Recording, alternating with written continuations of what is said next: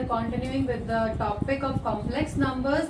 In the previous video, we discussed about conjugate and modulus of complex numbers.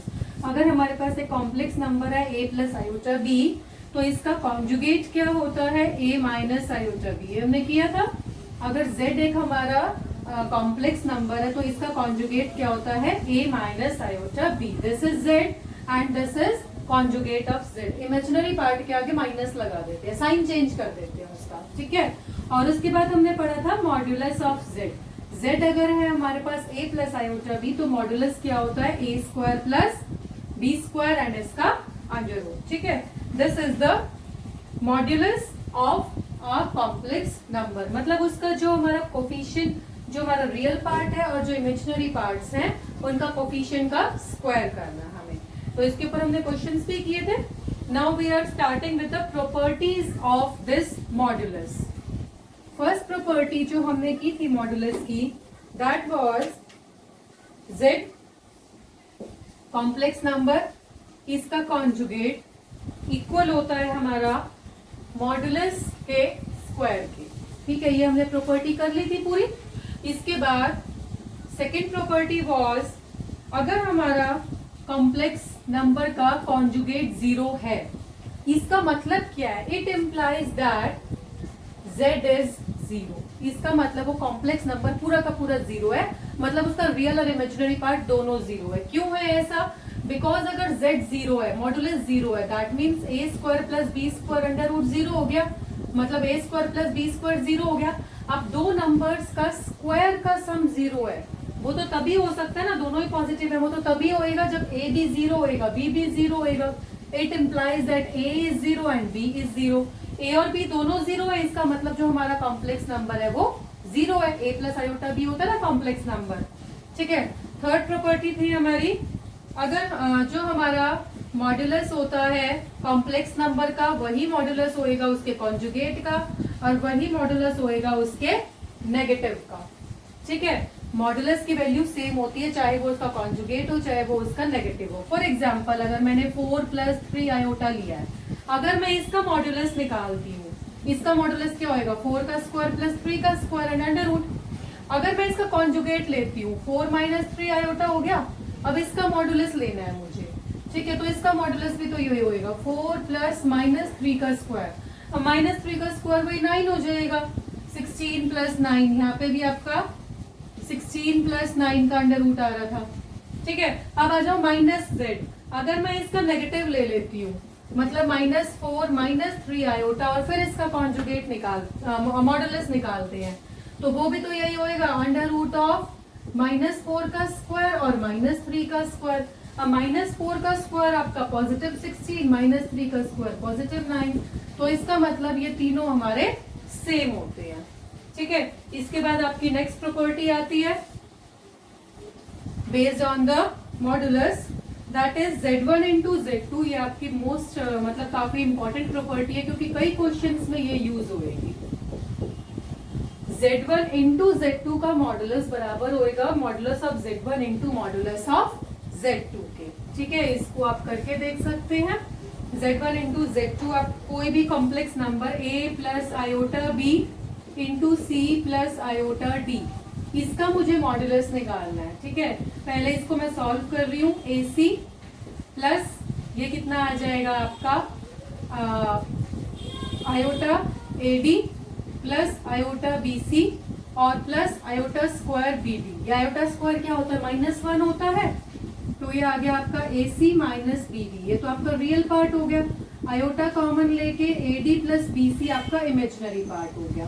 अब इसका अगर मुझे modulus निकालना है तो वो क्या होएगा? A C minus B D का whole square plus A D plus B C का होल स्क्वायर. ठीक है. अब यहाँ से देखते हैं, a C minus B D का होल स्क्वायर, ये हो जाएगा आपका a square c square plus b square d square minus 2ac bd. Okay. Plus a square d square b square c square 2adbc. ये कैंसिल हो गया आपका. इसमें पूरे में आपका अंडर रूट है. Now you are getting a square c square और B square d square, a square d square and b square and c square. तो इसको मैं क्या लिख सकती हूँ? A square plus b square, ठीक है।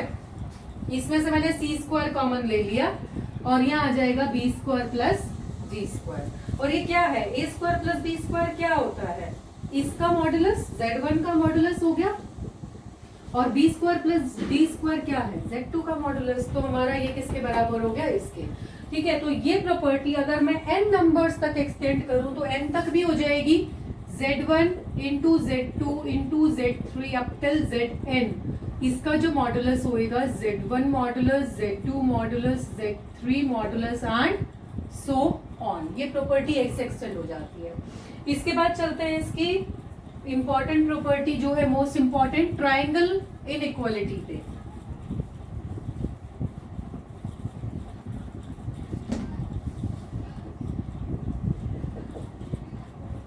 ट्राइंगल इनइक्वालिटी, ट्राइंगल इनइक्वालिटी क्या है, modulus of Z1 plus Z2 will always be less than equal to Z1 plus Z2, ठीक है। मल्टीप्लाई में तो वो इक्वल आ गया था, बट प्लस में हमारा जो होता है इसका होल मॉडुलस लेस देन या इक्वल टू रहेगा Z1 प्लस Z2 के होल मॉडुलस के, ठीक है, अलग अलग मॉडुलस की। हम कैसे वेरीफाई करेंगे, Z1 प्लस Z2 का जो हमारा ये मॉडुलस है इसका मैं स्क्वायर ले रही हूँ, तो इसका स्क्वायर हो जाएगा, इसको 2 बार लिख लेंगे, Z1 plus Z2 and Z1 plus Z2, ठीक है, 2 बार लिख सकते हैं। अब हमारा जो मॉडुलस ऑफ Z का स्क्वायर होता है, वैसे हमने पढ़ा था ये Z इंटू Z बार इसके बराबर होता है, ठीक है, कॉन्जुगेट के। तो इसके ऊपर मैं कॉन्जुगेट भी लिख सकती हूँ, ठीक है, अलग अलग ले लिया मैंने इसको। ये प्रॉपर्टी यूज कर रहे हैं हम Z इंटू Z कॉन्जुगेट की। ये आने के बाद अब हम क्या करेंगे, इसको सेपरेट कर सकते हैं। Z1 का कॉन्जुगेट Z1 प्लस Z2, ठीक है, ये दोनों का कॉन्जुगेट हो गया। अब हम इनको मल्टीप्लाई कर रहे हैं, Z1 Z1 बार, Z1 Z2 बार, Z2 Z1 बार, Z2 Z2 बार, ठीक है। अब Z1 into Z1 conjugate, Z का स्क्वायर हो जाता है, इसी प्रॉपर्टी को यूज करेंगे तो ये मॉडुलस हो जाएगा Z1 का। अब इधर देखिए ये मॉडुलस हो जाएगा Z2 स्क्वायर, ठीक है।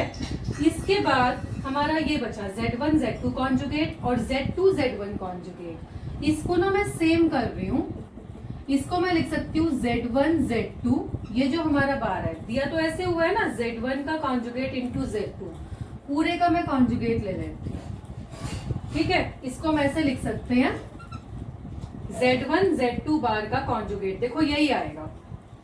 इसको मैंने क्या किया, दिया तो हुआ था Z1 कॉन्जुगेट इंटू Z2, मैंने पूरे का कॉन्जुगेट लिख दिया। देखिए इसका अगर मैं कॉन्जुगेट करूंगी तो फिर से मेरे पास यही नंबर आएगा।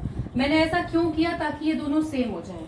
अब मान लो ये मेरा एक कॉम्प्लेक्स नंबर है Z, ठीक है। Z को अगर मैं Z कॉन्जुगेट से मल्टीप्लाई कर रही हूँ, ये हमारा एक नंबर है, इसको मैं इसके कॉन्जुगेट से मल्टीप्लाई करती हूँ तो मेरा क्या आ जाता है, मॉडुलस आ जाएगा, ठीक है, स्क्वायर हो जाएगा। तो here I am getting Z1 का स्क्वायर, ये आ जाएगा आपका Z2 का square plus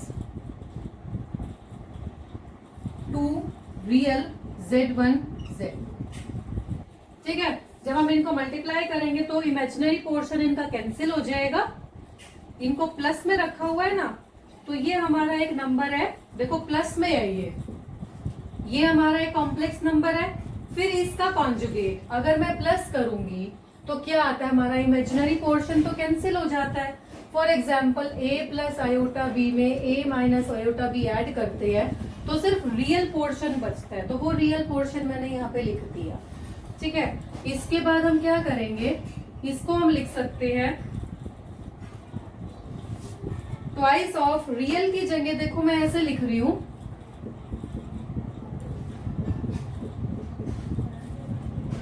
twice of Z1 and Z2।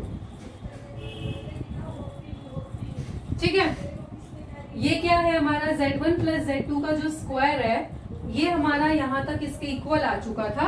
अब ये जो हमारा रियल पोर्शन है ये हमेशा बड़ा होएगा इससे।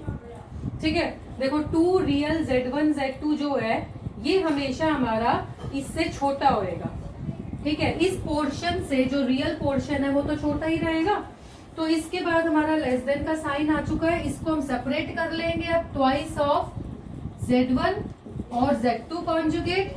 इसके बाद हम इसका होल स्क्वायर कर लेंगे Z1 प्लस Z2 और इसका होल स्क्वायर।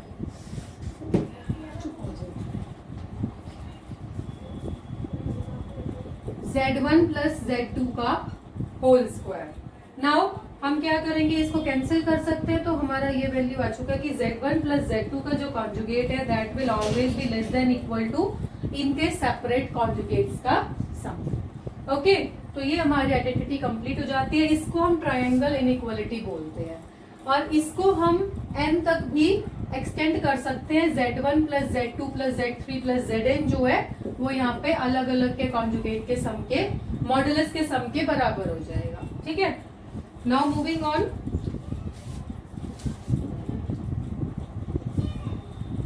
एक और प्रॉपर्टी है हमारी इसकी, वैसे हम इसको कर ही चुके हैं, जस्ट रिवीजन के लिए है। Z1 प्लस Z2 का मॉडुलस का square is equal to Z1 square Z2 square and 2 real Z1 Z2। ठीक है, ये हमने अभी किया था, जस्ट उसके जैसा ये ट्राइंगुलर इनइक्वालिटी में हमने यहाँ तक प्रूव किया था। इसका स्क्वायर लेके चले थे। ठीक है, फिर उसको Z1 plus Z2 into modulus के इक्वल लिखा था, फिर वहां से हमने उसको सॉल्व किया था, ये आ चुका था। सिमिलरली इसके बाद सेकेंड प्रॉपर्टी आ जाती है, अगर हम यहाँ पे माइनस ले लेते हैं तो। ठीक है, तो यहाँ पे हमारा क्या आ जाएगा, Z1 का स्क्वायर Z2 का square and minus 2 real Z1 Z2 conjugate. अब जब हम इनको प्लस करेंगे, थर्ड प्रॉपर्टी क्या होती है, इनको सिर्फ ऐड करना है। Z1 प्लस Z2 का स्क्वायर Z1 माइनस Z2 का स्क्वायर। अगर हम इनको ऐड करेंगे तो ये पोर्शन कैंसिल हो जाएगा एंड हमारे पास क्या बचेगा, ट्वाइस ऑफ इसका एंड ट्वाइस ऑफ इसका स्क्वायर। तो ये हमारी 3 प्रॉपर्टीज है। ठीक है, इनको सॉल्व हम कर ही चुके हैं, ये आप कर चुके हैं ट्रायंगुलर इनइक्वालिटी में। अब चलते हैं क्वेश्चंस की तरफ।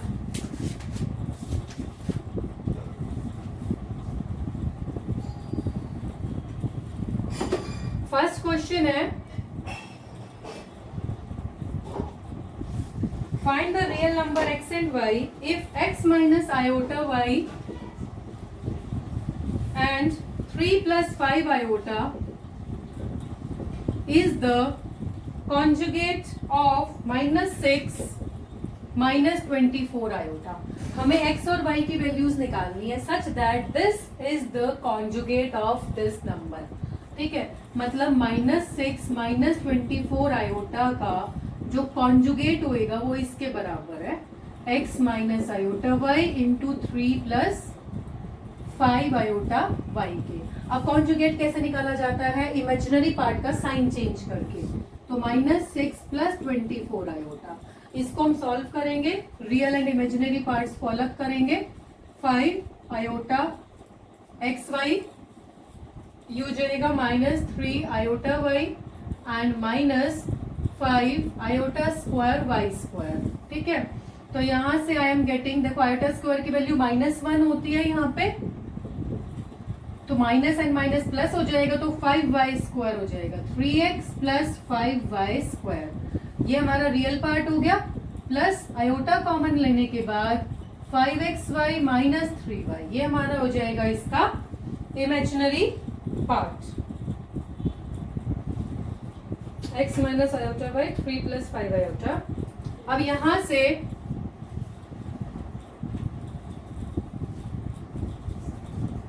एक सेकेंड, यहाँ पे 5 आयोटा है, यहाँ पे y नहीं है।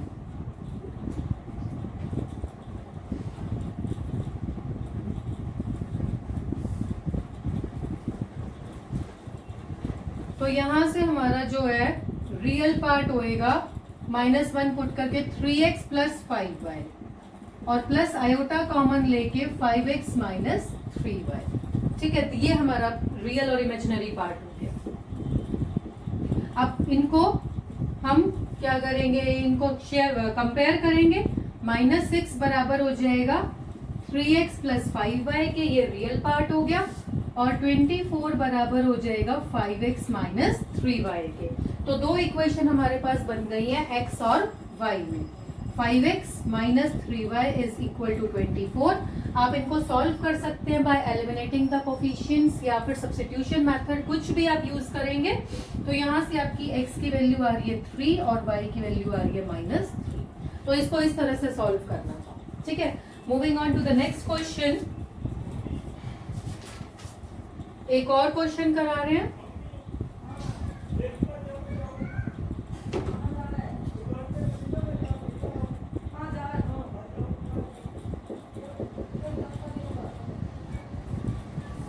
फाइंड z1 प्लस z2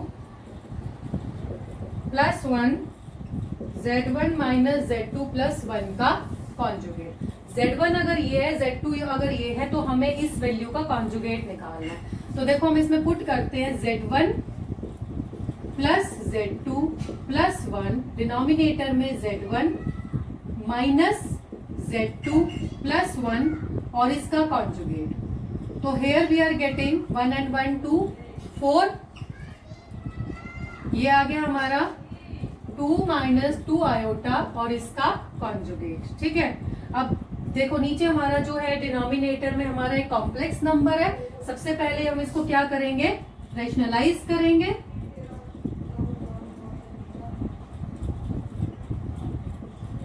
तो ये हमें मिल रहा है 4 2 जा 8, 4 2 जा 8 आयोटा, 4 माइनस 4 आयोटा स्क्वायर। ठीक है, आयोटा स्क्वायर क्या होता है हमारा -1 होता है, तो माइनस माइनस प्लस, प्लस 4 हो गया, 4 and 4 कितना हो गया 8। तो क्या करेंगे, ऊपर से 8 कॉमन ले लेंगे।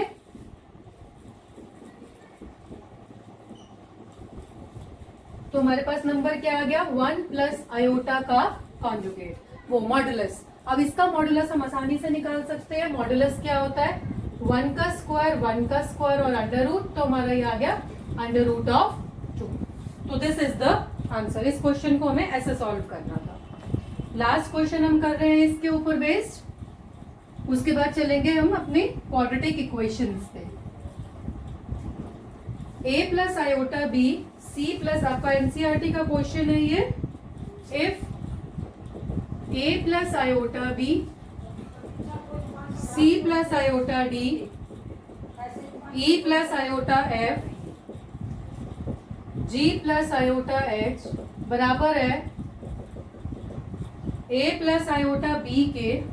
तो हमें प्रूव करना है a square plus b square, यह हमें शो करना है c square plus b square, e square plus f square, g square plus h square बराबर है a square plus b square के। एकदम इजी सा क्वेश्चन है, इसमें हमें देखने से ही पता लग रहा है ए प्लस आयोटा बी से ये कैसे आएगा, मतलब हमने इसका मॉडुलस किया हुआ है पूरे का। ठीक है, तो taking modulus on both sides, जो गिवन है हमारा उसमें हम मॉडुलस ले लेंगे बोथ साइड्स पे। अब हमें ये पता है z1 into z2 into z3 into z4, 4 complex numbers हैं हमारे, इंटू में है ये। अगर हम इसका मॉडुलस लेते हैं तो वो अलग अलग के मॉडुलस के बराबर हो जाता है, सेपरेट के। ठीक है, तो हम इसको सेपरेटली लिख सकते हैं कि z1 का मॉडुलस मतलब a प्लस आयोटा b का मॉडुलस क्या होएगा, a square plus b square, फिर सेकेंड नंबर का modulus c square plus d square, e square plus f square, g square plus h square, और a प्लस आयोटा b का modulus करेंगे तो I am getting a square plus b square. ठीक है, तो hence we have proved the question. तो आज हमने किया मॉडुलस की जो प्रॉपर्टीज थी, ट्रायंगुलर इनइक्वालिटी, और उसके ऊपर बेस्ड कुछ क्वेश्चन सॉल्व किए। In the next video we will discuss about the quadratic equations.